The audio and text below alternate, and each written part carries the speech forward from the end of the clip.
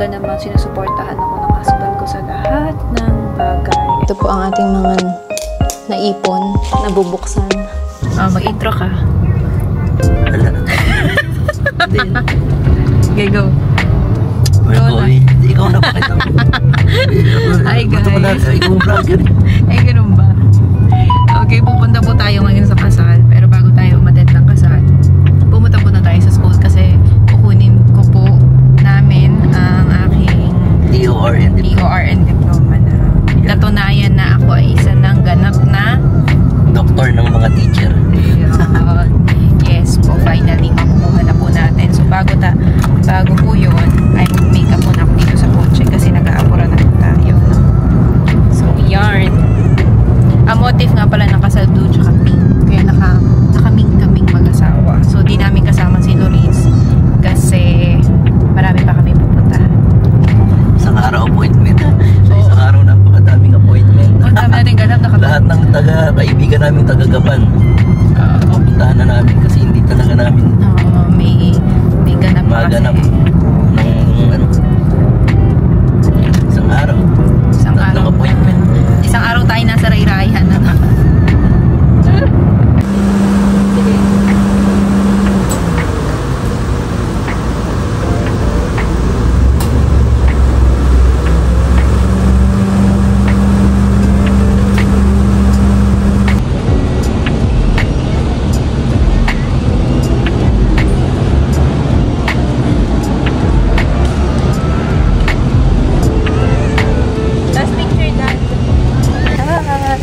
Dito na kami sa kasal. Yeah. Mabot kami. Ay, naka-make up na ako. Yun naman. So, okay, hi guys. So, today is Sunday. So, nakagayak tayo kasi ipapaayos natin ang ating pilit na talibayat kahapon. Saturday, natin kami nakasal. So, nung Friday ba yun? Noong Friday ng after work, nagpagawa tayo ng lashes. So, unfortunately, yung pinagawa natin lashes ng Friday is medyo nakaka-irita at masakit siya. So, ito yung lashes na pinagawa ko. So, babalik tayo dun sa talaga pinagpapagawa ko. Kasi hindi ako nakapagpabuka. Kasi sobrang napakalaman yung booking. Kasi hindi naman siya dito sa kabanatuan. Kasi talaga naman, napaka-affordable ng lashes. And at the same time, parang, girl, parang alang nilagay sa mata mo. So, ganun ka-comfortable yung gawa ni Madam sa wine lash. So, doon talaga ako napapagawa ngayon.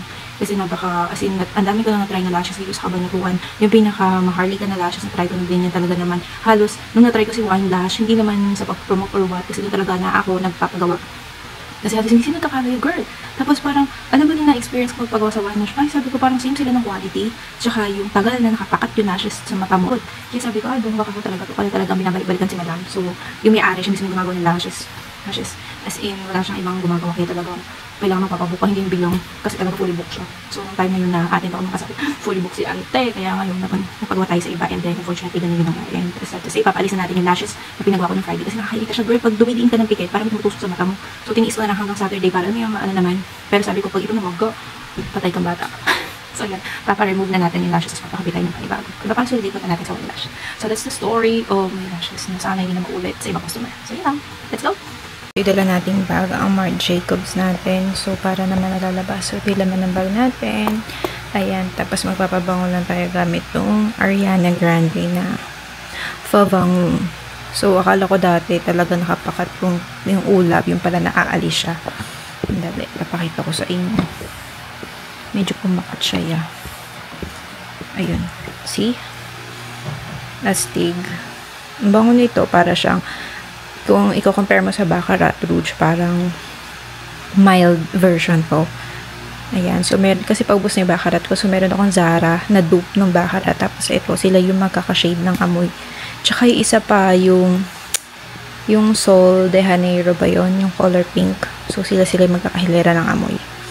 Mako-compare mo sila sa Baccarat. So, ito. Ang pabango natin today! Okay, hi guys. So, nandito na tayo sa labas ng wine lash. So, pakita ko sa inyo yung kung saan siya malapit. Yan. So, nandito siya sa may gawin ng Nick Residences. So, yan yung may red. Tapos, merong aircon na yun yung kanila yung may red. So, yan. Kita nyo yan agad. So, ayan. At, sked na natin. So, napaaga tayo na ihatid ko na sila mami sa mall. And, ngayon, wait lang natin. Sked natin 2:30 and 2:30 na. Ang sked ko ay 3 o'clock. So, ulitin ko na hindi to sponsor na, alam mo yun, yun ay based sa aking experience as a consumer na maarte. Anyway, so, deserve naman natin mag-pamper. And I am so blessed kasi talaga naman sinusuportahan ako ng husband ko sa lahat ng bagay. I mean, di ba yung iba, hindi naman gusto yung mga ganun bagay-bagay, kagaya ng ganito, yung nag-vlog ka, ganyan. Yung tipo, parang yung pagpapakabit ng lashes, yung mga, alam mo yung mga ganung bagay. Iba kasi hindi nila bet yung ganun sa kanilang mga misis. You know what I'm saying? Pero yung husband ko, I'm so super blessed kasi talaga lahat ng mga goals, lahat ng mga gusto namin sa buhay, talagang pareho kami. Iisa lang yung goal namin as husband and wife. So, before pa kami kasal, nakakapag nung magjowa pa lang kami na parang nakakapagsabi na kami ng mga gusto namin, mga plano sa buhay, ganyan. Lagi kaming same. Lagi kaming iisa lang. Kaya sobrang thankful ako kay Lord kasi talagang binigyan ako ng husband na alam mo, swak-swak talaga sa'yo. Na talagang para kayo sa isa't isa. Talaga napakaswerte ko kasi lalo na dumating si Luis, talagang napaka-responsible husband, responsible father talaga niya sa anak namin. So, kagaya ngayon siya yung nagbabantay kay Luis kasi wala si mami, tapos andito ako sa labas. So, napakaswerte. Super swerte ko sa asawa ko. So, hindi ko laging sinasabi yun, pero lagi ko naman pinaparamdam sa kanya. Tsaka alam naman niya yun. Talaga namang sobrang nagpapasalamat ako kasi sa lahat ng mga gusto namin sa buhay, talagang sinusuportahan niya ako. Ayan, sa pagpa-vlog ko, talagang inano niya na sana dumami yung subscribers ko sa mga equipment ko. Itong gamit ko na DJI na Osmo Pocket 3, siya yung bumili niyan. Talagang alam mo yun, na mapapasana ka na lang. Kasi yung sabi nga ni Lord, sabi ng mga ano na darating talaga yung para sa iyo. You just have to wait and then you have to follow your heart kung siya na ba talaga. No? Kasi sa panahon ngayon, parang totoong hirap na humanap ng matinong lalaki talaga. Hindi naman sa generalize ko yan. Timing talaga ni Lord, talagang hintayin mo lang talaga yung para sa'yo. Tsaka syempre, malalaman mo din talaga kung siya na yung the one. Kasi syempre, ang dami ko nababasa na meme, pero bet ko yung isang nabasa ko na parang quote, or hindi siya meme, parang quote siya na sabi, hindi ang anak mo ang makakapili ng magiging tatay. Ikaw ang makakapili na magiging tatay na magiging anak mo. Kaya dapat kapag nasa relationship advice na punta yung usapan no? So, pagka nandun ka na sa relationship, tapos parang papunta na kayo sa part na marriage, kailangan talaga maging sigurado ka na ito na ba yung lalaki na magiging ama ng mga anak ko. Siya ba yung tipong father figure? Responsible ba siya? Mahaba ba yung pasensya niya? Yung, alam mo yun, hindi ibig sabihin kasi na mahal niyo yung isa't isa. Tapos hindi naman pala siya yung tipong father figure. Kawawa din naman yung magiging anak ninyo in the near future, di ba? Kaya dapat maging aware at saka maging mulat tayo, hindi laging puso. Siyempre, ano yung puso, pero yung ibig ko sabihin is yung tipong nasa sa kanya ba yung quality ng pagiging tatay. Kasi yun, nakita ko talaga sa husband ko, napaka-responsible niya. Tsaka napakasipag. Kaya, mapapasatawad ka na lang. Kaya sabi ko, salamat. Anyway, so, yun ang advice ko. Nagkaroon ng advice bigla no? Nagbibidahan lang tungkol sa pilik mata. Pero yun nga, sabi ko nga, talagang kailangan mo i-sure kung siya na ba talaga yung, alam mo yun, yung lalaki para sa'yo. Kasi, they just need to be sure. Kasi ang dami na, alam mo yun, ibig na ibig. Pero, alam mo yun, masyadong nagiging head over heels sila. Pero, darating yung time na lalabas ang tunay na kulay, diba? So, yun na. Kailangan maging 100% sure tayo sa magiging partner natin for our future, diba? Dapat pareho kayo ng goals and ng mga bet sa buhay para hindi kayo mag-clash. Although, kasama naman sa marriage yung clash, pero sana yung tipong mild down, tsaka napag-uusapan din. So, ayan, hindi ko naman sinasabing perfect yung marriage namin ng husband ko. Pero at the end of the day, kayo pa din, alam mo yun. Pinili niyo isa't isa, minahal niyo isa't isa. Tsaka lagi kayo nag-a-adjust para sa isa't isa. Mag-a-adjust ako para sa kanya, sa mga bagay-bagay na alam mo yun, na hindi naman dapat gawing big deal sa buhay. Siya din naman nag-a-adjust sa akin, sa mga, alam mo yun, pagka may time na, alam mo, time of the month na nagsusungit ka or mga simpleng bagay lang na iirita ka or whatever, ganyan. Alam, maba na, 6 minutes na to.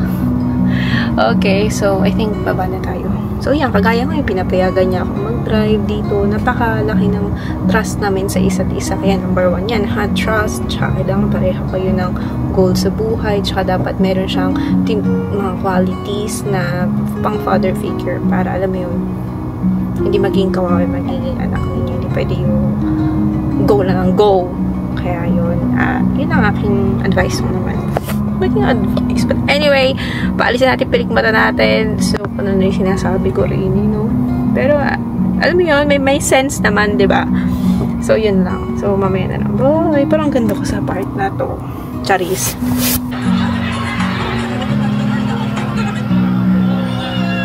Okay, so, hi guys. So, nakatulog ako, no. So, yun talaga yung lashes na mga re-relax ka. Na daw.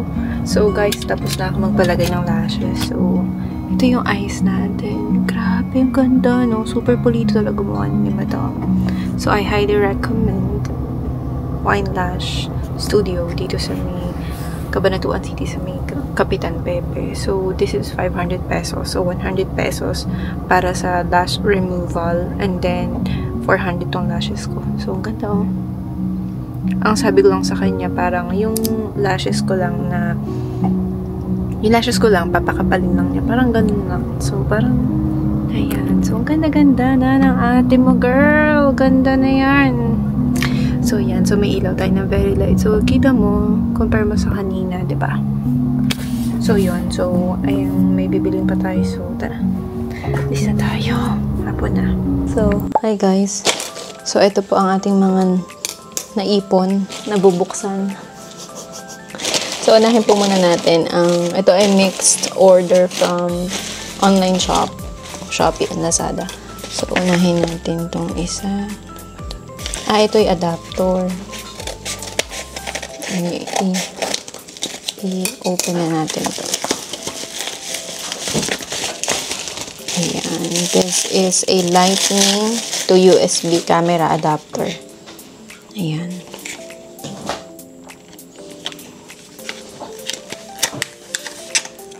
Open it. Ayan. Let's check. Kasi meron ako isang ganito kaso ano siya, wala siyang USB. Tapos hindi siya yung ganito isa. Parang Type-C ba to? Or, hindi, Lightning yung isa. So, yan. Para makuha natin yung ibang files natin sa phone. Dahil ililipat natin siya sa hard drive using this lightning cable. So, ayan yung una natin na nabuksan. Next. Ito. Open natin tong isang box. Ayan. This one naman, sa Shopee ko ata ito nabili. God. Ayan. So, this one is the multi-use magnetic mount for Osmo Pocket 3. So, ayan. Para mas madali na natin maipapakat at mailalapag kung saan ang ating camera, ang ating Osmo. Kasi medyo, pagkahalimbawa, kailangan natin siyang ilagay sa mga patungan na medyo magnetic na hindi naman ganun ka-stable yung patungan. So, diba? So, ayan siya. So, ginagamit ko yung Osmo kaya hindi ko mapapakita sa inyo kung paano siya pinakalagay niya. So, ayan, may clip siya. Ito yung lock. Ayan siya, ayan. Tapos, lagay mo ito yung camera. Tapos, ito yung mga pindutan. Pagkagan siya. Tapos, ganyan. And then, pwede siyang, ayun. Pwede siyang maging stand yun. Pipindutin mo lang yung dito na part. So, ayan. Meron na tayo isang magnetic mount. And then, tas may kasama siyang pang ikot. And next, ay this one. Ayan, naka-play. Hindi pala tayo naka-play. Ayan, no? And this one is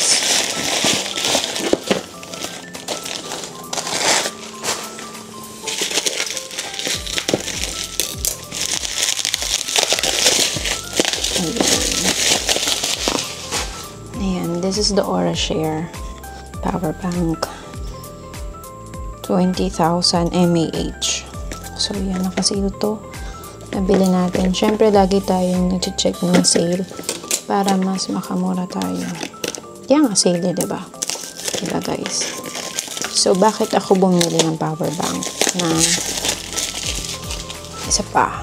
Kasi po, what I like about this brand is magaan siya, tsaka maliit lang. Tsaka at the same time, may kasama na siyang cord. Paano ba to? Okay, here. Yan. So, see? So, pwede natin. Pero mabigat siya, ya. Ayan. Cute. This is pink. Tapos, meron na siyang lightning para sa iPhone 13. Tapos, pwede dito. Pwede natin i-charge yung Osmo natin dito kasi Type-C siya.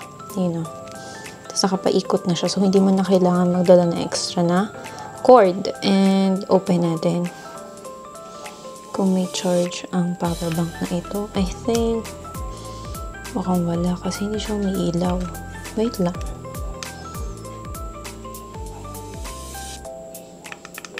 Oh. Ay, na-open na. Wait natin. Okay, 71%. Ayun na, nakita niyo ba? So, ayan. Then, off na natin siya. Tapos, may kasama siyang cord. Ayan. Ang ganda pink. And then, next is this one from TikTok.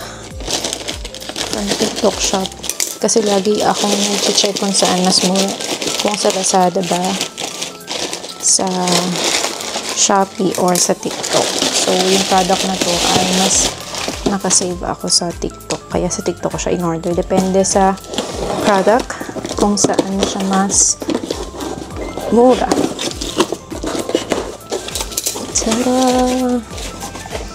Ayan. So, nag-sale yung Oxycure.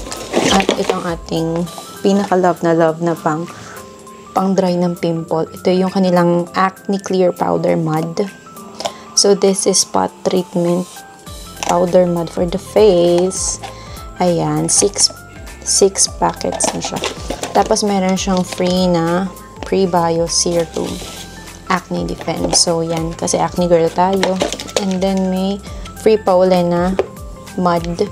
Acne Clear Powder Mud. And then, this one, facial cleanser. Yan, tatry natin itong acne facial cleanser nito. This one, ang taas ng review nito, BHA toner. And the last one, facial cleanser din na mas malaki naman. So, yan. Malaki na save natin. Binili natin itong products from Oxycure. Then next, this is our main event.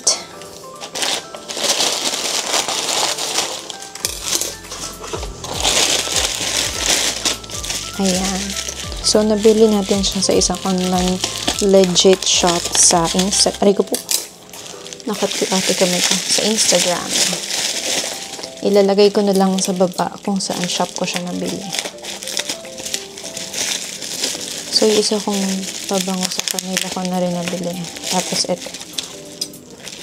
Nakita niyo naman talagang sealed ang packaging para maging secured ang ating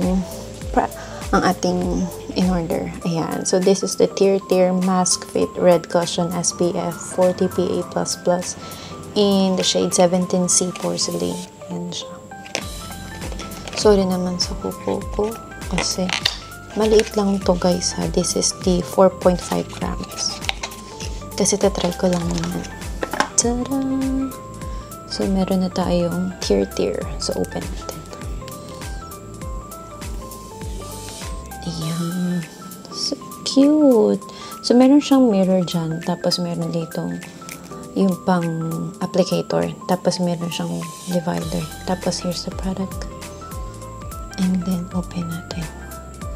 Ayan, take off the sticker before use. Syempre naman. Look at that. Okay, wait. Tabi natin. So, pump muna natin. So, tingnan natin yung shade ng 17C. Para may reference din kayo. Ito yung 17C. So, wait lang. Lagay natin dito. Ayan. Tama lang na may shade ko. Ayan siya pagka-blinin. Kita nyo?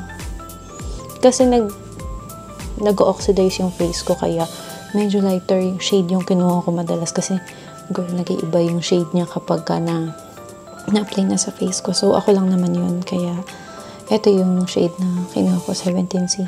So, see? Ganda, no? Tapos, parang match siya agad. Ooh, I think I'm gonna like this. Yan. So, this is the Tear Red Mask Fit. Tada!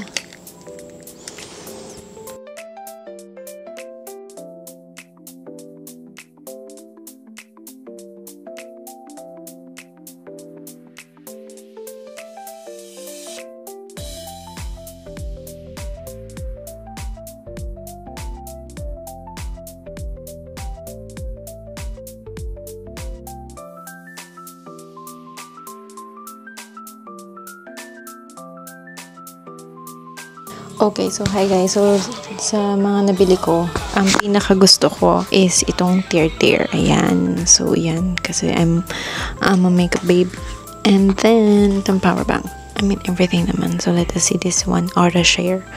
Kung talagang matagal kanyang buhay. Tsaka yung longevity nito. Yung durability nitong lightning cable. Lightning adapter pala. So, yan. So, kakauwi lang natin at na-open na natin lahat ng mga orders natin. So, let us see kung lalo na itong product na secure ito. Kasi, as you can see, ang dami kong medyo acne marks kasi because girly tayo. So that's it for tonight. So, bye-bye!